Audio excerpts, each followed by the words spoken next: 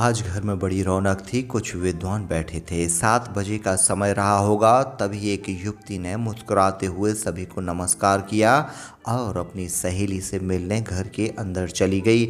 मैं भी उसी समय आया और अपना स्कूटर स्टैंड पर लगा रहा था। तभी एक ज्ञानी सज्जन बोली, यह तो श्यामा है जिसने किसी युवक से लव मैरिज कर ली। बड़ा नाम खराब किया था इस लड़की ने। दरअसल श्यामा मेरी बहन नैना की सहेली थी। जब हम मनेसर में नए नए आए थे तो श्यामा हमारे परिवार का हिस्सा थी।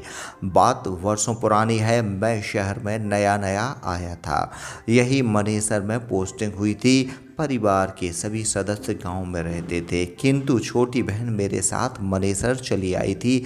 सामने के मकान में श्यामा अपने 2 भाई और माता पिता के साथ रहती थी। देखने में इतनी मासूम और सुंदर कि जो भी देखता उसकी नज़र वहीं ठहर जाती। कई वर्षों बाद आज उसे देखा, वही मासूमियत और सौम्यता चेहरे पर थी, किंतु उसकी आंखें उसके अंदर भरे दर्द को छलका रही थीं। मैं हमेशा उसके लिए प्रार्थना करता था और आज भी करता हूँ कि वह जहाँ रहे हमेशा खुश रहे। मेरे अंदर उसके लिए अथाह प्रेम था, मगर कह ना सकता था। उधर विद्वान महोदय अपने अनाप शनाप बके जा रहे थे, इधर मेरा खून उबल रहा था।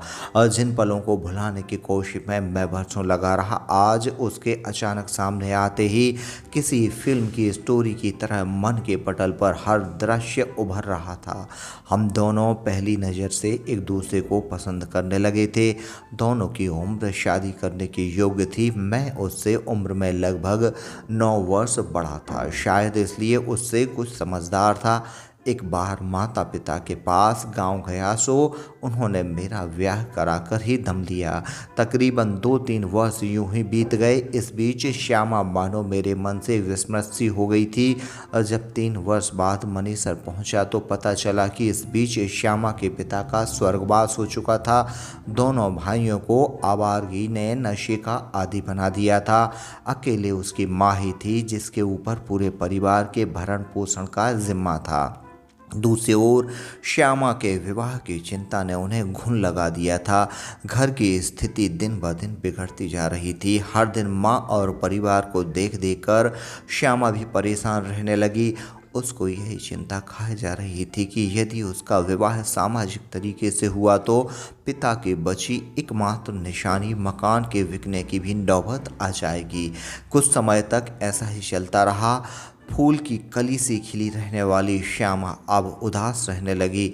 दूसरी ओर मैं भी उसका साथ न दे पाया था। मेरे पास माफ़ी के शब्द भी न थे। तभी एक युवक श्यामा की सुंदरता पर रीझ गया था। कई दिनों की मशक्क़त के बाद एक दिन उसने श्यामा के सामने शादी का प्रस्ताव रख दिया। कई दिनों के सोच विचार के बाद श्यामा ने यह बात अपनी माँ के समक्ष रख दी। माँ को परिवार और श्यामा से ज़्यादा चिंता समाज की होने लगी। वह परेशान हो उठी। इसी कश्मकश में कई दिन बीत गए।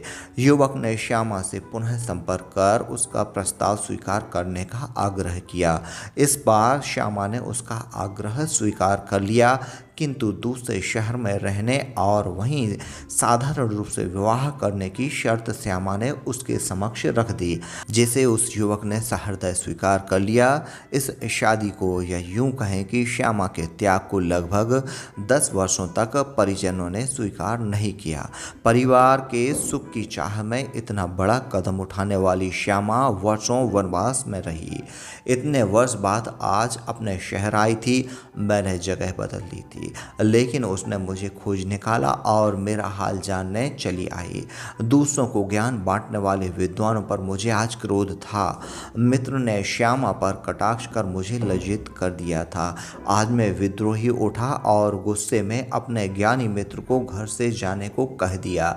श्यामा मुझे देख रही थी, उसके होंठ कांप रहे थे और आंखों में आंसू थे, लेकिन इस बार उसका मस्तक ऊंचा था। श्यामा के जाने के बाद मैं बैठा बैठा सोच रहा था कि हम बड़ी बड़ी बातें करते हैं, बड़ी बड़ी किताबों में नारी शक्ति और त्याग के उदाहरण खोजते हैं, लेकिन आसपास नज़र नहीं दौड़ा पाते।